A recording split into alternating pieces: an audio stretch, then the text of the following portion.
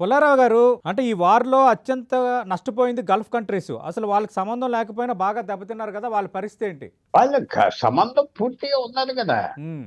అంటే వాళ్ళకి threat Iran లెక్క ఎగ్జిస్టెన్స్ తేల్చాల్సిందే అంటున్నారు కదా వాళ్ళు. వాళ్ళు చేయాలి, చేస్తారు. ఇదేమి ఈ 2 వారాల్లో అందరూ సర్దుకుంటారు. హ్మ్. భారతదేశానికి ఇంకో 2 వారాలు టైం వస్తుంది. హ్మ్. మనం కొత్త దేశాల నుంచి చమురు, గ్యాసు ఆర్డర్ చేశాం. రావటానికి ఫస్ట్ షిప్‌మెంట్ రావటానికి 60 రోజులు పడతాది. ఓకే. అర్జెంటీనా హ్మ్. 13, 14,000 మైళ్ళ దూరం. వెనెజువేలా 14,000 మైళ్ళ దూరం. హ్మ్. కెనడా రావటానికి మనకి మంచి రిలీఫ్ వస్తాది. అందరికీ రిలీఫ్ వస్తాది. హ్మ్. ట్రంప్‌కి తెలుసు. హ్మ్. రెండో పాయింట్ ఏంటి? యుద్ధానికి 2 వారాల బ్రేక్ లభించింది కాబట్టి ఇండియాకు జరిగే లాభం ఏంటి? లాభం మనకి ఆయిల్ ప్రైసెస్ తగ్గుతాయి ప్రస్తుతం. దాంతో పాటు కొత్త ఏరియాస్ నుంచి మనం ఆర్డర్ ఏసిన ఆయిలు హ్మ్. అందటం మొదలుపెడతాయి. ఓకే. ఒక వాడ అర్జెంటీనా నుంచి ఇక్కడ రావటానికి 40 రోజులు. అది ఎతికి ఒక వాడ తెచ్చుకోవటానికి మార్కెట్‌లో ఇంకో 10 రోజులు. హ్మ్. వస్తం మొదలుపెట్టేస్తే ఇంకా ఆ చైన్ అలా నడుస్తా ఉంటది. ఓకే. వెనెజువేలా, ఓకే. యూఎస్ఏ నడుస్తూ పెద్ద లాభం భారతదేశానికి 2 వారాలు ధరలు కొద్దిగా తగ్గినాయంటే హ్మ్. మనకి ఈ టైంలో కొనుక్కుంటాం ఫ్యూచర్‌కి. అంటే ఇవాళ డెలివరీ కాదది. సో, ఇది మనకి రిలీఫ్ వస్తాది. ఓకే. తర్వాత యుద్ధం ఏమైనా. రెండో హ్మ్. పాయింట్ ఏంటంటే ఆ 10 పాయింట్లు పెట్టినా, ఇరాన్ 50 పాయింట్లు పెట్టినాయి.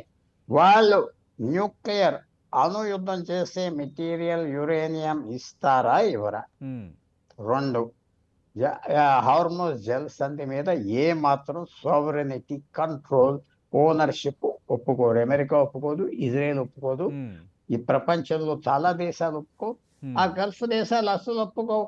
కువైట్ ఈ దేశాలన్నీ ఒప్పుకోవు. అంటే సో, యుద్ధం అయి ఇంకా మిగిలే సెటిల్ ఉంది. అవ్వాలి. మెయిన్ అంతే కదా సార్! ఏమంటారు? యుద్ధం ఇంకా మిగిలే ఉంది. యుద్ధం అనేది మళ్ళీ 2 మిగిలే ఉన్నది. ఇది ఊరుకునే ఊపిరి పీల్చుకోవటానికి. అంతే. ట్రంపు, ట్రంప్ టెర్రరైజ్ చేశాడు. హ్మ్. ఆళ్ళకి ఆ చరిత్రలో జ్ఞాపకం ఉన్నది. పర్షియాకి. ఇలాంటి చర్చకి 1000 సంవత్సరాలు బట్టి ఆళ్ళు చేసేవారు ఇతరులకి. ఆళ్ళ మీద పడ్డది. Same kind of threat. Okay. హిస్టారికల్‌గా నువ్వు సరెండర్ చెయ్యి బ్రతుకుతావు. హ్మ్. సరెండర్ చేయకపోతే మొత్తం నాశనం చేస్తాం. ఓకే. చెంగిస్ ఖాన్ 1000 సంవత్సరాల నుంచి పర్షియన్ కింగ్ అందరూ చేసిందే. So, right. అదే ట్రంప్ వాడాడు. ఓకే. సైకలాజికల్‌గా బెదిరించాడు. ఈ హ్మ్. పీస్ అనేది తర్వాత ఎవరికెళ్తే తర్వాత లాస్ట్ పాయింట్ ఏంటంటే, హ్మ్. పాకిస్తాన్ ఏదో కుర్చీ ఏసారు అస్సలు పట్టించుకోకూడదు. హ్మ్. ఎన్నో కుర్చీల మీద పాకిస్తాన్ కూర్చుంటాది. ఆళ్ళ అవసరం కూలి చేయనే. భారతదేశానికి మళ్ళా పిలవలేదు అస్సలు ఎళ్ళకూడదు. ఓకే. ఎవరో చెప్పినట్టుగా నిన్న హ్మ్. ఒకేసారి కొరియా యుద్ధంలో 1952లో మనం ఇన్వాల్వ్ అవ్వాం. హ్మ్. తర్వాత ఇలాంటి ఇన్వాల్వ్‌మెంట్ లేదు. మనం పట్టించుకోకూడదు, దిక్కకూడదు, పెద్ద మనిషి తరహా నాటకాలేయకూడదు. సో శ్రీలంక లాంటి దెబ్బలు మనకు తగులుతాయి. హ్మ్. వేద్దు మనం సర్వైవ్ అవ్వాలి ఆర్థిక వ్యవస్థగా. రైట్.